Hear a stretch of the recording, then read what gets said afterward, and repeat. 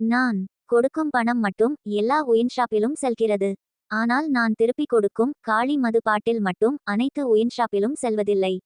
ஏன்? பாட்டிலுக்கு 10 ரூபாய் வாங்குகிறீர்கள். அந்த பாட்டிலை திருப்பிக் கொடுத்தால் 10 ரூபாயை மீண்டும் தருவதாகவும், ஆனால் அந்த சரக்கு பாட்டிலை எந்த கடையில் சரக்கு வாங்குகிறோமோ அந்த கடையில்தான் கொடுக்க வேண்டும் என்பது எந்த விதத்தில் நியாயம்? சிஎம் செல் புகாரில் மதுப்பிரியரின் கேள்வி. வணக்கம் முதலமைச்சர் உதயமயம். என் பேர் மோகன். தங்களுக்கு எவ்வாறு உதவலாம்? வணக்கம் சார், வணக்கம் சார். நான் இதோட பார்த்தீங்கன்னாக்கா கிட்டத்தட்ட ஒரு 10லேருந்து 11வது வாட்டி நான் கம்ப்ளைண்ட் பண்ணுறேங்க டபுள்யூ ஜில்லாவில். சரி, என்ன கோரிக்கை, என்ன புகார் தொடர்பா? சார் ஒன்றும் இல்லைங்க சார், நான் ஒயின் ஷாப்பில் சரக்கு வாங்குறேன். ஓகே, ரைட்டுங்களா? நான் ஒயின் ஷாப்பில் நான் சரக்கு வாங்குறதுக்கு நான் காசை கொடுத்து வாங்குறேன். ஆமாம். அதில் பாட்டிலுக்கு 10 ரூபா என்கிட்ட சேர்த்து வாங்குறாங்க. ம், ரைட்டுங்களா? இதில் பார்த்தீங்கன்னாக்கா நான் கொடுக்குற காசு எல்லா ஒயின் ஷாப்லேயும் செல்லுது. ம், ஆனால் நான் கொடுக்குற பாட்டில் ஏன் அந்த குறிப்பிட்ட ஒயின் ஷாப்பில் மட்டும்தான் நான் ரிட்டர்ன் பண்ணணும்னா, இப்போ நான் ட்ராவலிங்கில் இருக்க ஒரு 500 கிலோமீட்டர் நான் ட்ராவலிங் இருக்க, நான் சாப்பிட்டுட்டு போகிறேன். என் டிரைவர் வண்டி ஓட்டுறான், ஓகே, நான் சாப்பிட்டுட்டு போகிறேன். ம், நான் பார்க்குறேன்னெல்லாம் வாங்கிட்டு ஒரு 1.5 ஃபுல்லு வாங்கிட்டு போகிறேன்னா, நான் திருப்பி அந்த 10 ரூபா வாங்குறதுக்கு அதே ஒரு 5000 ரூபாய்க்கு நான் டீசல் அடிச்சு நான் ரிட்டர்ன் வந்து நான் 10 ரூபா ரிட்டர்ன் வாங்குங்களா? ஓகே, கரெக்டான கேள்வி. நான் காசு கொடுத்து வாங்குற கடையில் காசு செல்லுது. ம், அந்த காசுக்கு நான் எக்ஸ்ட்ரா கொடுத்த வாங்கின பாட்டில் மற்ற கடையில் நான் ஏன் மாற்ற முடியாது? ம், ஓகே. அந்த கியூஆர் கோடு இருக்கிறதுனால அந்த இடத்துல தான் கொடுக்கணும்னு சொல்லி இது பண்றாங்க. அவங்க அந்த கியூஆர் கோடு அந்த இடத்துல நீங்க பண்ணுங்க அப்படின்னா நான் அந்த இடத்துல பாட்டில் வச்சுட்டு போறேன். அந்த இடத்துல 10 ரூபா யாருக்கு நஷ்டம்? ம், அப்ப நம்மளுக்கு தான் 10 ரூபா வேஸ்ட். என்கிட்ட இருந்து 10 ரூபா எதுக்கு திருடுறீங்க? ம், நான் காசு கொடுத்து தான் வாங்குறேன். ம், நான் காசு கொடுத்து வாங்குறேன். ஓகே. ஆனா அந்த பாட்டில் எந்த இடத்துலயும் செல்லாத அப்படின்னா, அந்த செல்லாத பாட்டில் நீங்க எதுக்கு என்கிட்ட 10 ரூபா காசு கொடுத்து வாங்குறீங்க? ம், 10 ரூபா என்கிட்ட காசு வாங்கிட்டீங்க. அந்த Okay, பாட்டில் நான் எங்க வச்சாலும் மாத்தணும்ல? ஆமா, இப்போ மாற்ற முடியாததுனால அதை இங்க ஒரு புகாரா கொடுக்குறீங்களா? ஆமாங்க. சரி, நான் இந்த நான் எந்த புகாரை இடத்துல வச்சாலும் அந்த பாட்டில் மாத்தணும்ல?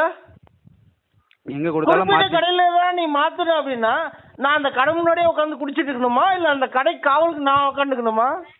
ம், கரெக்டு தான். இப்போ அதே பகுதியில் வேலை எனக்கு இருக்கிறவங்களுக்கு கிடையாதா? பிரச்சனை. ம், அதான் அடுத்துல அந்த பகுதியில் இருக்கிறவங்கலாம் பிரச்சனை கிடையாது.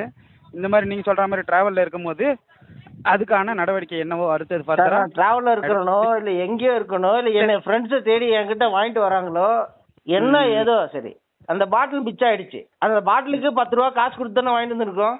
ம், ம், அந்த பாட்டில் எங்க வச்சாலும் கொடுத்து மாத்தணும்ல? கண்டிப்பாக. அந்த காசு கொடுக்காம சும்மா வாங்கிட்டு வந்தோமா பாட்டில?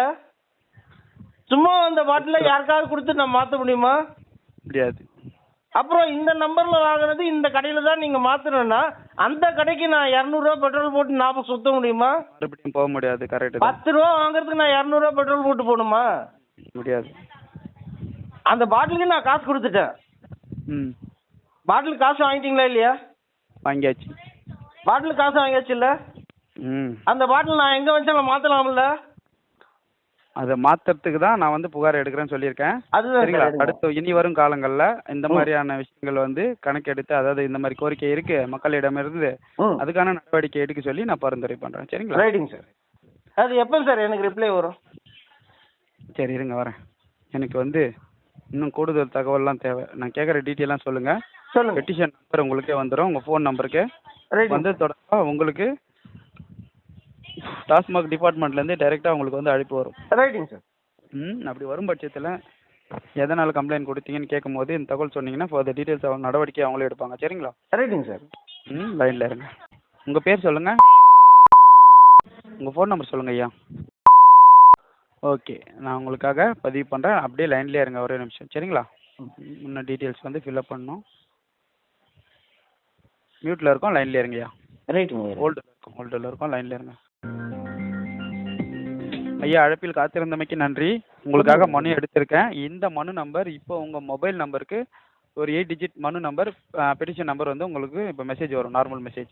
சரிங்களா? அது தொடர்பாக டாஸ்மாக் டிபார்ட்மெண்ட்லேருந்து உங்களுக்கு கால் வரும். சரிங்களா? இந்த எங்கிட்ட சொன்ன தகவலை அவங்கக்கிட்ட சொல்லும் பட்சத்தில் இனிவரும் காலங்களில் இது போல் நடக்காமல் அவங்க பார்த்துப்பாங்க. இல்லை அதுக்கு என்ன வழின்றத இது பண்ணுவாங்க, தெரியப்படுத்துவாங்க. சரிங்களா? ரைட்டுங்க. நன்றிங்க. நன்றிங்கய்யா. வேறு எதுவும் தகவல் தேவைப்பட்டால் முதலமைச்சர் உதயமைச்சு அனுப்பு. கண்டிப்பாங்க. நன்றிங்க. நன்றி.